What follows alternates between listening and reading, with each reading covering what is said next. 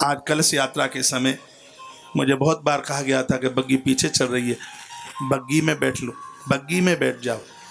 लेकिन वो देव, ये बगल के शंकर जी तो मुझे तो लगता है कि मेरे जन्म से भी पहले के हो। ये शंकर जी, ये और ज़्यादा आपको पता होगा, क्योंकि मुझे पता है कि प्राण प्रतिष्ठा मेरे सामने नहीं हुई है, क्योंकि मुझे याद नहीं है। तो ये तो हमारे जन्म से पहले के ही है शंकर जी। बिल्कुल त्रंबकेश्वर की तरह देखना, वहां पर इतनी छोटी सी बटुलिया त्रंबकेश्वर में, घिसे पेटे से गड़ गए हैं नीचे। ये भी शंकर जी बिल्कुल इसी प्रकार के। मैंने कलश यात्रा के समय में इनको प्रणाम किया है। मैंने कहा है कि पूरे गांव को भक्ति देना महादेव। प्रभु, आपकी देहली पर बहुत अखंड रामायण हुए हैं, तुमने बहुत रामायण की चौपाइयाँ सुनी हैं और इस गांव के ऊपर आपकी बहुत बड़ी कृपा रही है।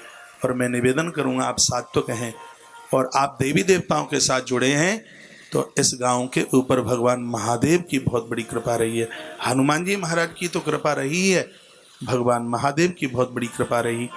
इस ग्रंथ में वर्णन किया गया है कि भक्ति के लिए भगवान शंकर की शरण में आना ही पड़ेगा।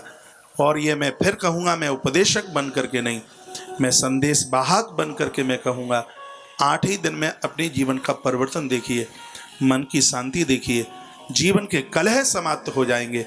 आप सबको स्वीकार करके देखें। इतना करें, नहाने के बाद पहला लोटा महादेव को और दूसरा लोटा भगवान सूर्य को अर्घ दीजिए। मैं आगे चल रहा हूँ।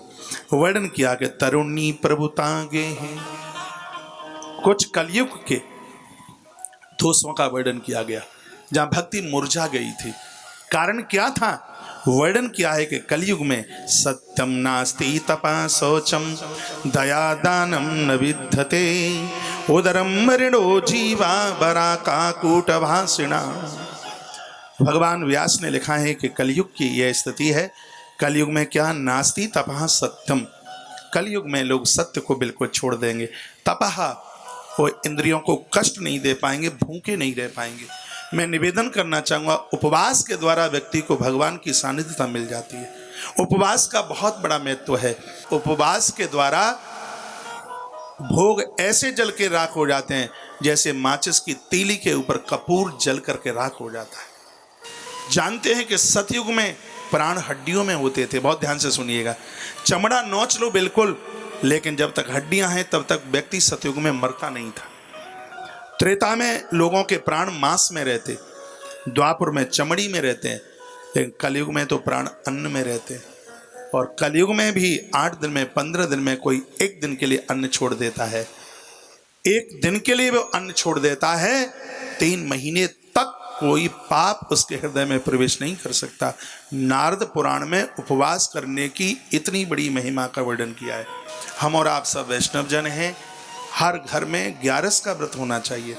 हर दिन हर घर में आने वाली जो भी एकादशी है वो 11 होनी ही चाहिए, एकादशी होनी चाहिए।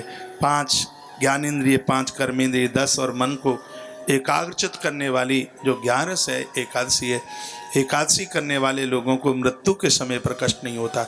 निवेदन करूँगा, जीव जन्म लेता है तो इतना कष्ट होता है कि 10 लाख बिच्छू डंक मारे, और व्यक्ति की मौत होती है उस समय इतनी वेदना होती है 20 करोड़ बिच्छू उसे डंक मारे।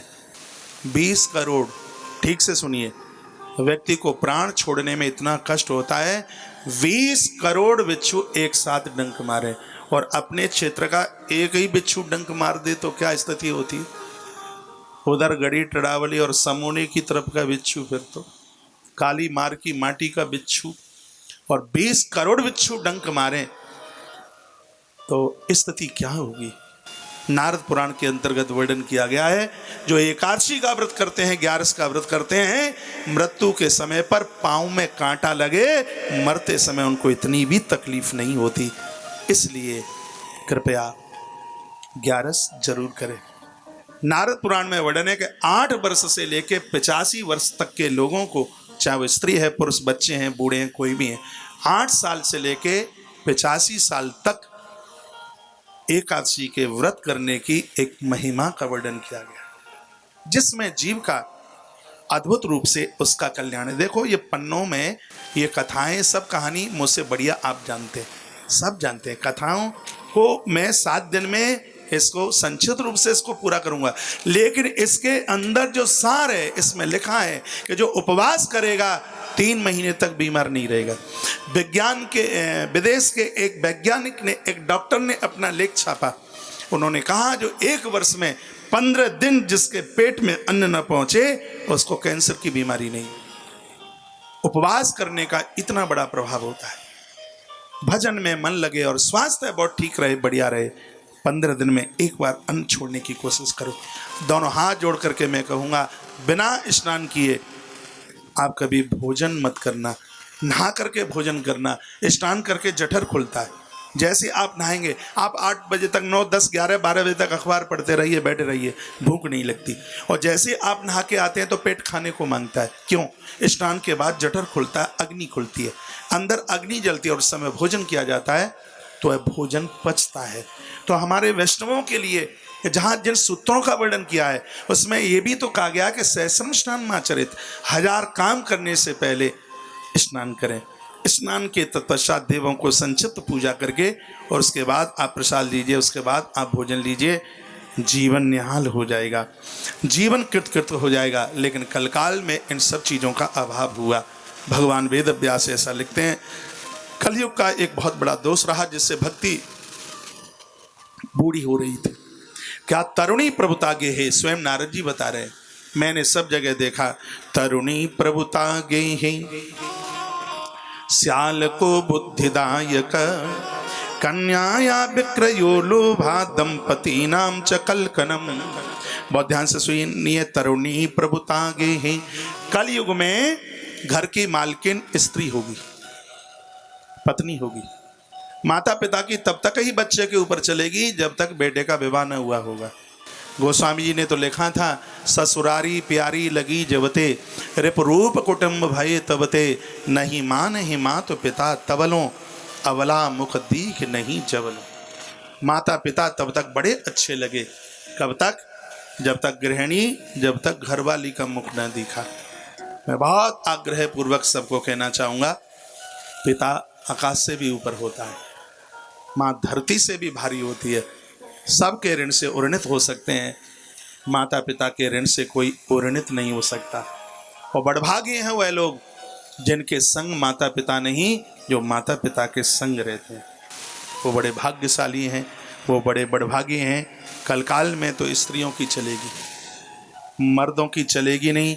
श्याल को बुद्धिदायिका, मैं कहूँगा आप अपने साले साहब का, उनका पत्नी के भाई का आदर करें, मान करें, सम्मान करें, लेकिन उनके बिना आप ग्रास भी न लगाएं तो ये बिल्कुल ठीक नहीं है। कलयुग में पत्नी का भाई बुद्धि का परामर्शदाता होगा। वैसे भी गांव की कहावत थी, घरे बिगाड़े दीवाले बिगाड़े आरो, घरे बिगाड़े सारो। और जो होशियार लोग हैं उनको बहन के घर में मालकी भूल करके भी नहीं करनी चाहिए। लेकिन कलयुग का दोष है, अपने भाइयों को पूछ करके काम नहीं, घर वाली के भाइयों को पूछ करके काम होगा। कि इस पन्ने में ये बात भगवान व्यास लिख रहे हैं और नारद जी ये सब बता रहे हैं। नारद जी कहते हैं कि ये सब मैंने देखा। वो भक्ति माता के साथ में संबोधन करते हैं तो कहते हैं वो सब मैंने देखा। कलयुग का बहुत बड़ा दोष, कन्याया विक्रयो लोभा, दंपति नाम च कलकनम। कलयुग में बेटियों का विक्रय होगा, पैसा लेकर के कन्याओं के विवाह होंगे। जैसा कि मैंने ग्रंथ में भी, मैं दौसा राजस्थान से रुक्मिणी मंगल के ऊपर 5-7 दिन की कथा करी। सिर्फ रुक्मिणी मंगल के ऊपर 5-7 दिन की कथा। उसमें निवेदन था किसी के दबाव में आकर कन्या का विवाह न करें। यदि बेटी किसी घर में परेशानी में है, दिक्कत में है और किसी के दबाव में आकर के कन्या को कहीं दिया, गौ मारने का अपराध लगता है, गौ मारने का पाप लगता है। उसके देह में जितने रोम हैं उतने वर्षों तक कष्ट भोगने की ये बात कही गई। कभी भी धन लेकर के, पैसा लेकर के बेटी किसी को न दे, जघन्य अपराध है। वर्णन किया है कि उसको तो जाति बिरादरी से अलग करने की, उसको तो घर का पानी पीने का धर्म नहीं है। लोभा दंपति नाम च कलकनम। कलयुग में लोग ज़्यादा तरह से लोभ वृत्ति के होंगे। न योगी नैव सिद्धोवा। कलयुग में महात्मा बन में नहीं, शहरों में रहेंगे, घरों में रहेंगे। और समय पर तो लोग वनों में, जंगलों में महात्माओं का दर्शन करने को जाते थे, लेकिन एक कलयुग का दोष है, साधु महात्मा जंगलों में नहीं, वो शहरों में मिलेंगे, वो गृहस्थियों के घरों में मिलेंगे। न योगी कलयुग में कोई साधक नहीं होगा, कोई तपस्वी नहीं रहेगा, न सिद्ध हो, न ज्ञानी सत्क्रिय हो। भैया पंडित वो ही जो गाल बजावा, उसी को बहुत बड़ा पंडित माना जाएगा, जो खूब अपना मुंह चला लेगा। कोई कुछ न आवे उसे, कुछ भी न आवे संस्कृत का कोई भी सूत्र, लेकिन जो ज़्यादा बोल लेगा उसको बहुत बड़ा पंडित माना जाएगा। ये स्थिति कलयुग की, ये देवर्षि नारद जी ये सब बता रहे हैं।